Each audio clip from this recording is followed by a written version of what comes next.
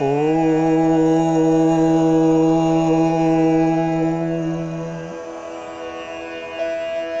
सत्यार्थप्रकाशः तृतीयः समुल्लासः अध्ययन अध्यापन विधि।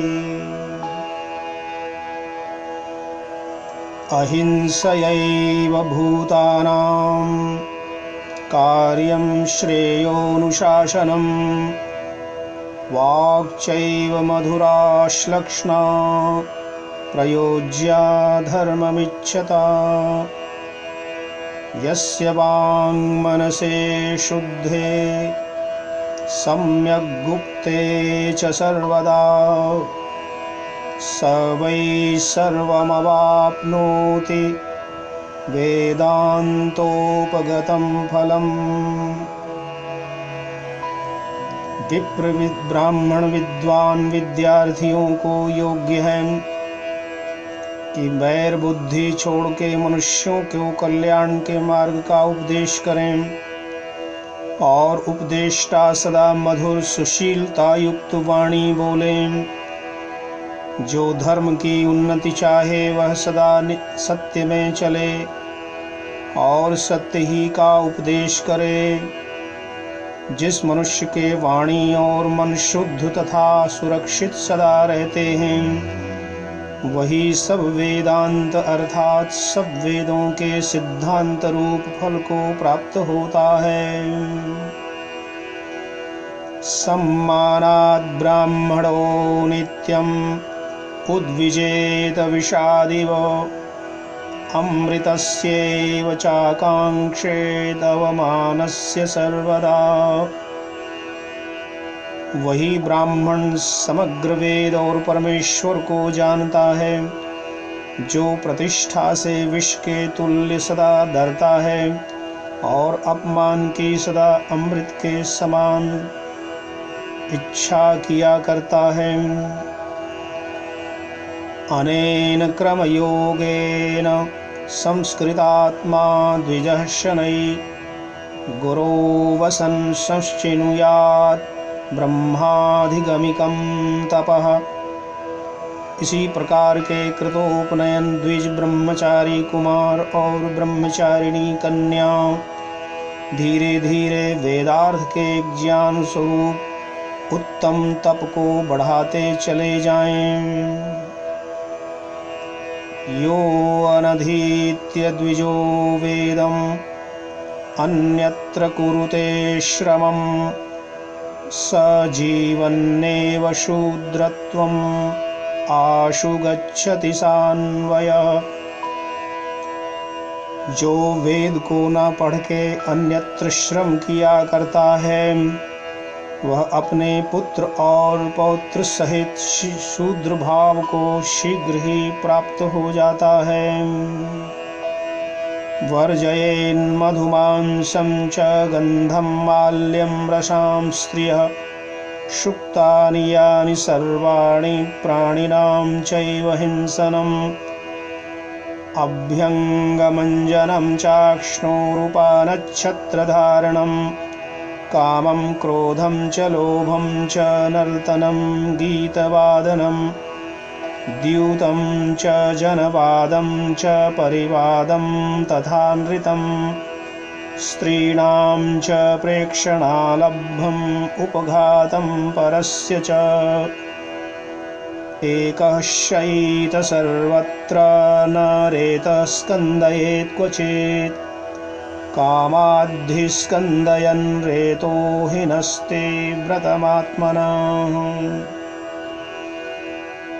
वेद पढ़ने वाले ब्रह्मचारी और ब्रह्मचारिणी मद्यमांस गंधमाला रस स्त्री और पुरुष का संग सब खटाई प्राणियों की हिंसा अंगों का मर्दन बिना निमित्त उपस्थेंद्रिय का स्पर्श आँखों में अंजन जूते और छत्र का धारण काम क्रोध लोभ मोह भय शोक ईर्ष्या द्वेष और नाच गान बाजा बजाना द्यूत जिस किसी की कथा निंदा मिथ्या भाषण स्त्रियों का दर्शन आश्रय दूसरे की हानि आदि कुकर्मों को सदा छोड़ देवें। सर्वत्र एकाकी सोवें, वीर्य स्खलित न करें। कामना से वीर्य स्खलित हो तो जानो ब्रह्मचर्य व्रत का नाश हो गया। वेदमनुचार्याचार्यो अन्तेवासिन मनुषास्ते, सत्यं वद धर्मं चर स्वाध्यायान्मा प्रमदः। आचार्याय प्रियं धनमाहृत्य प्रजातन्तुं मा व्यवच्छेत्सि। सत्यान्न प्रमदितव्यं, धर्मान्न प्रमदितव्यं, कुशलान्न प्रमदितव्यं, भूत्यै न प्रमदितव्यं। स्वाध्याय प्रवचनाभ्यां न प्रमदितव्यं, देवपितृकार्याभ्यां न प्रमदितव्यं। मातृदेवो भव, पितृदेवो भव, आचार्यदेवो भव, अतिथिदेवो भव। यान्यनवद्यानि कर्माणि तानि सेवितव्यानि नो इतराणि। यान्यस्माकं सुचरितानि तानि त्वय्योपास्यानि नो इतराणि। ये के चास्मच्छ्रेयांसो ब्राह्मणास्तेषां त्वय्यासनेन प्रश्वसितव्यं। श्रद्धया देयम् अश्रद्धया देयं, श्रिया देयं ह्रिया देयं, भिया देयं संविदा देयम्।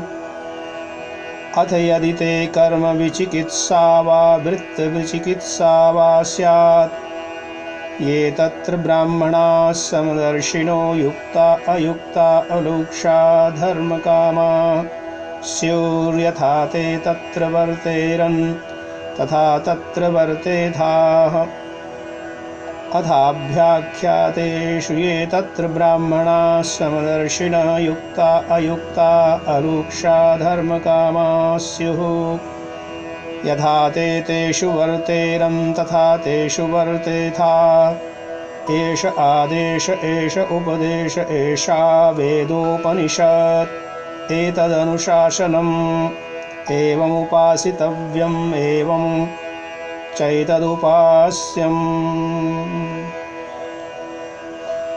आचार्य अंतेवासी अपने शिष्य शिष्याओं को इस प्रकार उपदेश करें कि तू सदा सत्य बोल, धर्माचार कर, प्रमाद रहित होके पढ़ पढ़ा। पूर्ण ब्रह्मचर्य से समस्त विद्याओं को ग्रहण और आचार्य के लिए प्रिय धन देकर विवाह करके संतानोत्पत्ति कर। प्रमाद से सत्य को भी कभी मत छोड़, प्रमाद से धर्म का त्याग मत कर, प्रमाद से आरोग्य और चतुराई को मत छोड़, प्रमाद से उत्तम ऐश्वर्य की वृद्धि को मत छोड़, प्रमाद से पढ़ने और पढ़ाने को कभी मत छोड़। देव अर्थात विद्वान और माता पिता आदि की सेवा में प्रमाद मत कर। जैसे विद्वान का सत्कार करे उसी प्रकार माता पिता, आचार्य और अतिथि की सेवा सदा किया कर। जो अनिंदित धर्मयुक्त कर्म हैं उन सत्य भाषणादि को किया कर, उनसे भिन्न मिथ्या भाषणादि कभी मत कर। जो हमारे सुचरित्र अर्थात धर्मयुक्त कर्म हों उनका ग्रहण कर, और जो हमारे पापाचरण उनको कभी मत कर। जो कोई हमारे मध्य में उत्तम विद्वान धर्मात्मा ब्राह्मण है उन्हीं के समीप बैठ और उन्हीं का विश्वास किया कर। श्रद्धा से देना, अश्रद्धा से देना, शोभा से देना, लज्जा से देना, भय से देना और प्रतिज्ञा से भी देना चाहिए। जब कभी तुझको कर्म व शील तथा उपासना ज्ञान में किसी प्रकार का संशय उत्पन्न हो तो जो वे समदर्शी, पक्षपात रहित, योगी अयोगी, आर्धचित्त धर्म की कामना करने वाले धर्मात्मा जन हों, जैसे वे धर्म मार्ग में बरतें वैसे तू भी उससे वर्ता कर। यही आदेश, यही उपदेश, यही वेद की उपनिषद और यही शिक्षा है। इसी प्रकार वर्तना और अपना चाल चलन सुधारना चाहिए। अकामस्य क्रिया काचित् दृश्यते नेह कर्हि चेत् यद्यद्धि कुरुते किंचित् तत्तत् कामस्य चेष्टितम्। मनुष्यों को निश्चय करना चाहिए कि निष्काम पुरुष में नेत्र का संकोच विकास का होना भी सर्वथा असंभव है। इससे यह सिद्ध होता है कि जो कुछ भी करता है वह चेष्टा कामना के बिना नहीं है। आचारः परमो धर्मः श्रुत्युक्तः स्मार्त एव च तस्मादस्मिन् सदा युक्तो नित्यं स्यादात्मवान् द्विजः। आचाराद्विच्युतो विप्रो न वेदफलमश्नुते आचारेण तु संयुक्तः संपूर्णफलवाग् भवेत्। कहने सुनने सुनाने पढ़ने पढ़ाने का फल यही है कि जो वेद और वेदानुकूल स्मृतियों में प्रतिपादित धर्म का आचरण करना, इसलिए धर्माचार में सदा युक्त रहे, क्योंकि जो धर्माचरण से रहित है वह वेद प्रतिपादित धर्म जन्य सुख रूप फल को प्राप्त नहीं हो सकता, और जो विद्या पढ़ के धर्माचरण करता है वही संपूर्ण सुख को प्राप्त होता है। यो अवमन्येत ते मूले हेतु शास्त्राश्रयाद्विजः स साधुभिर्बहिष्कार्यो नास्तिको वेद निंदकः। जो वेद और वेदानुकूल आप्त पुरुषों के किए शास्त्रों का अपमान करता है उस वेद निंदक नास्तिक को जाति पंक्ति और देश से बाह्य कर देना चाहिए, क्योंकि श्रुति स्मृति सदाचारः स्वस्य च प्रियमात्मनः एतच्चतुर्विधं प्राहु साक्षात् धर्मस्य लक्षणम्। श्रुति अर्थात वेद, स्मृति अर्थात वेदानुकूल आप्तोक्त मनुस्मृति आदि शास्त्र, सत्पुरुषों का आचार जो सनातन अर्थात वेद द्वारा परमेश्वर प्रतिपादित कर्म और अपने आत्मा में प्रिय अर्थात जिसको आत्मा चाहता है, जैसे कि सत्य भाषण, ये चार धर्म के लक्षण अर्थात इन्हीं से धर्माधर्म का निश्चय होता है। जो पक्षपात रहित न्याय, सत्य का ग्रहण, असत्य का सर्वथा परित्याग रूप आचार है, उसी का नाम धर्म, और इससे विपरीत जो पक्षपात सहित अन्यायाचरण, सत्य का त्याग और असत्य का ग्रहण रूप कर्म है, उसी को अधर्म कहते हैं। अर्थ कामेष्वसक्तानां धर्म ज्ञानं विधीयते धर्मं जिज्ञासमानानां प्रमाणं परमं श्रुतिः। जो पुरुष सुवर्णादि रत्न और स्त्री सेवनादि नहीं फंसते हैं उन्हीं को धर्म का ज्ञान प्राप्त होता है।